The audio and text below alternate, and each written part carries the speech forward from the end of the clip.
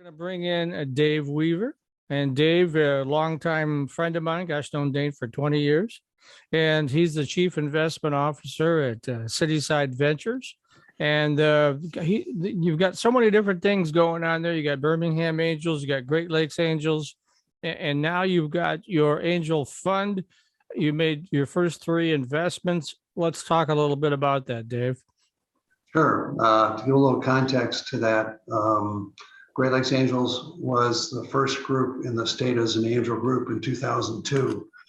We are now in the process of changing that to be a fund, a $10 million evergreen early stage fund to bring more capital to early stage companies in Michigan. A little history of the people behind the fund, the back room, stuff like that, are myself and Duran York. We started another angel group in 2019 called Birmingham Angels. CitySide Ventures manages both the Birmingham Angels and the Great Lakes Angels Fund, doing the back room for each of those. Birmingham Angels, in a short time, was around to show a little history for selecting good deals. Between the fall of 2019 and the end of last year, we did about 2.5 million into about 29 companies. And a lot of different sectors, the same sectors the fund will look at. The companies that were funded were Birmingham Angels and most of the percent was in SaaS, B2B SaaS, some med tech, some digital media, and B2B to C, and mobility. We'll be doing the same kind of investments now for sectors, expanding on that for the sectors. We're looking at obviously mobility and B2B and SaaS models again, but also agricultural tech, wearable tech, med tech, and beyond that, we'll be looking at fintech and intelligent commerce. A lot of stuff going on there in ed tech because of COVID, especially a lot of educational type of software is being driven in the marketplace. Those are some of the highlighted sectors we'll be looking at with the fund. So we're excited about that. The three companies we invested in are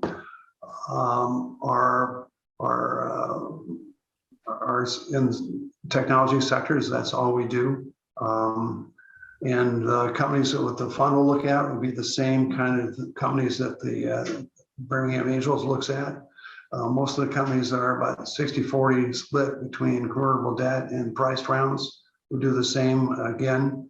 They don't have to be in the market yet, but hopefully through the proof of concept. And we use our proprietary platform called Side Pitch. All the companies that want to present to us need to be on that platform.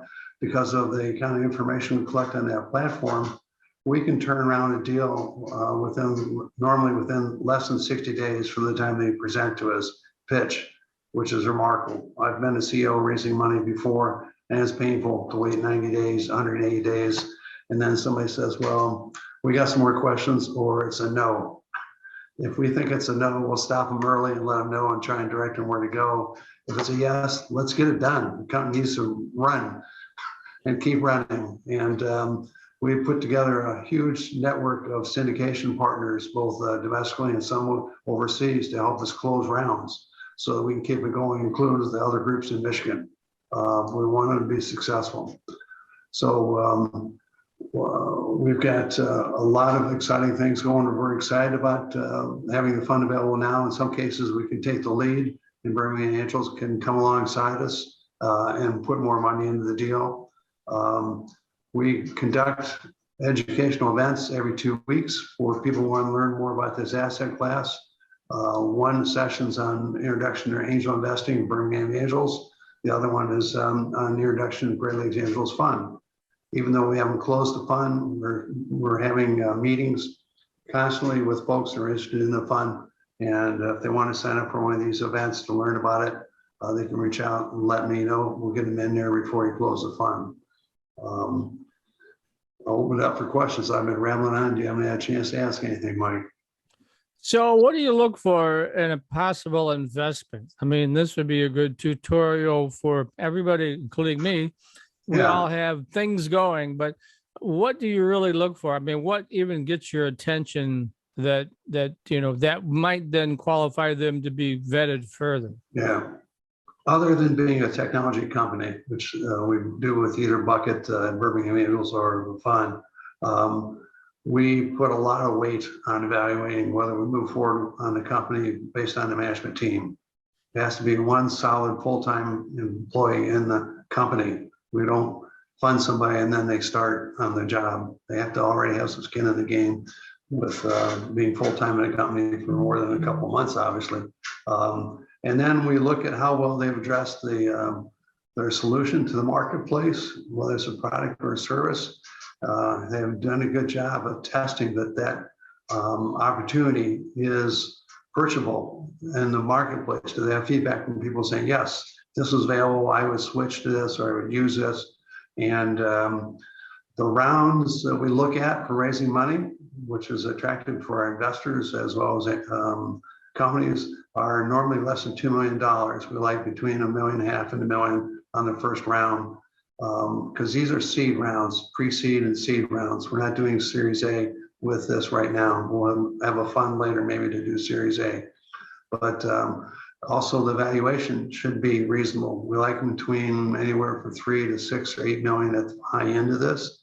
If they say they're raising like $2 million and they have a pre-money valuation, whether it's convertible debt or price round of like 15 million, we're going to struggle to accept that. They're going to have to do a lot of homework because we like something, short of 8 million on the first round pre-money valuation. So it's how much money they're raising, the valuation they're coming at, whether they have a strong management team, whether they've done a good job, if they have some barriers to entry that are in process, if not already awarded, like patents already issued, and they've done their homework, that they can tell the story and it's compelling. Wow, you guys actually are at the levels you just mentioned are more like venture capitalists, because angel investors, at least the ones that I was familiar with, were more in the 250 to 500,000 range. So you're well above that, right? Well, no, we'll look at, we've got companies coming to us are raising less than $500,000. I'm just saying at the high end, we like them no more than $1.5 million. But yeah, we love a company. We've had some companies come to us saying we're raising 800K, and that's great. The smaller the size of the raise they're bringing to us, the easier it is to make sure we can help close that round quickly. We want them to get funded and execute. That's why we've set up a lot of syndication partners. It's rare a single angel group or fund will do the whole thing by themselves. They normally want to syndicate it with others to have more money in the deal, spread the risk around, but also keep some money back for more deals. Now with the fund, we're obliged to set some money aside for follow-on funding. We're an angel when they invest in something. It's up to them if they want to do more to follow that investment. But we encourage everybody, whether you invest as a single angel or in the fund, you need to understand the companies will most likely raise more money at another time.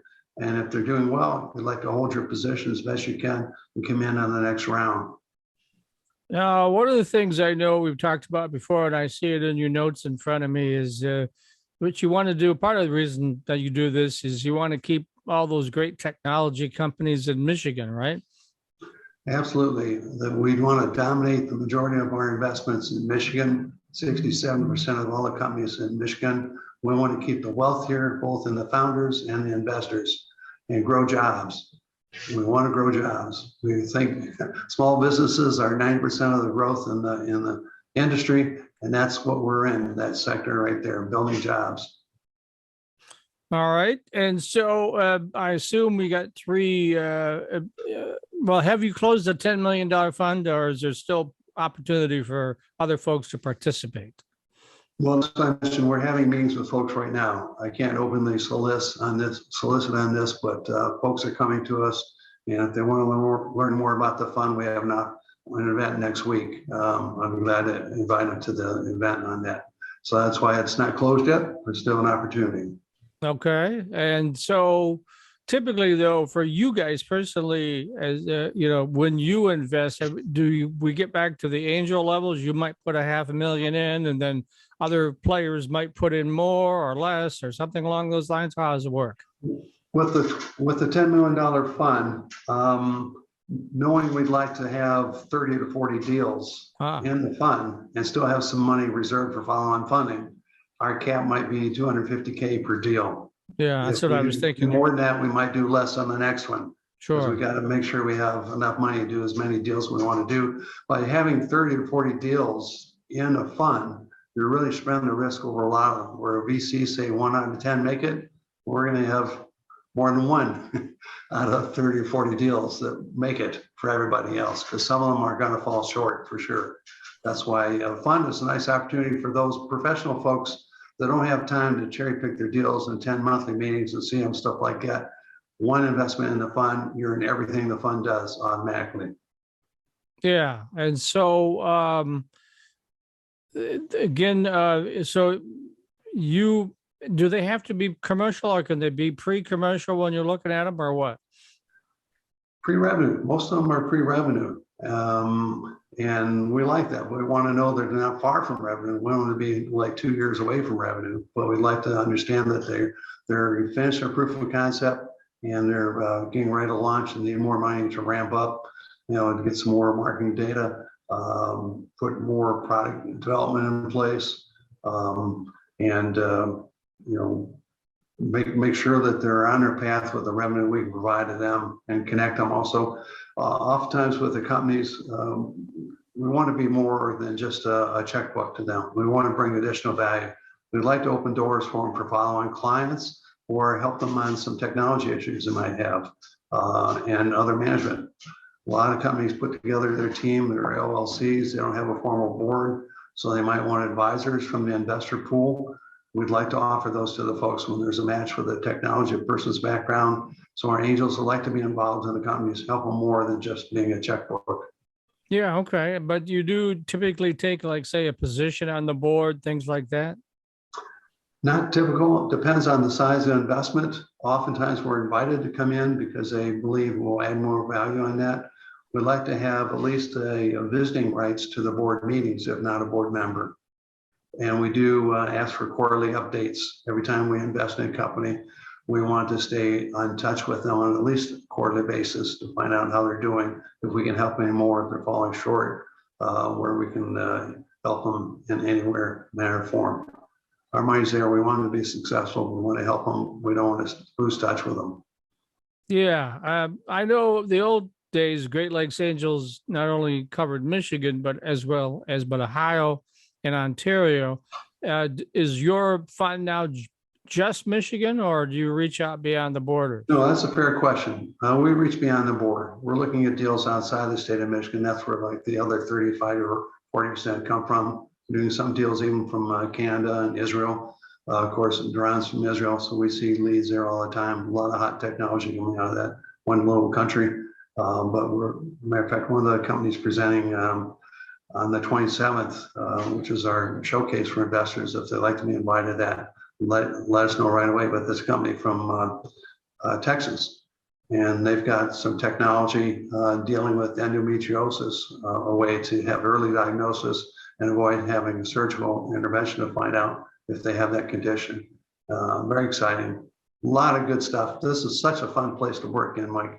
All these technology companies coming forward with solutions. You go, oh my God, this is so much fun. Investors can have a lot of fun seeing all this stuff. It really keeps you current, what's going on in the world and in the marketplace for solutions and problems that are being solved. All right. Well, we're coming down to the end of the segment here.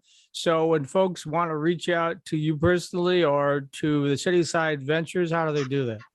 Yeah, D Weaver at CitySideVentures.com or CitySideVentures.com website. Check us out. If you want to be invited to a couple of our events, let me know. We've had to invite you to it for investors and entrepreneurs out there. We'd love to see more deals. We want to do at least 30 this year. So get on board.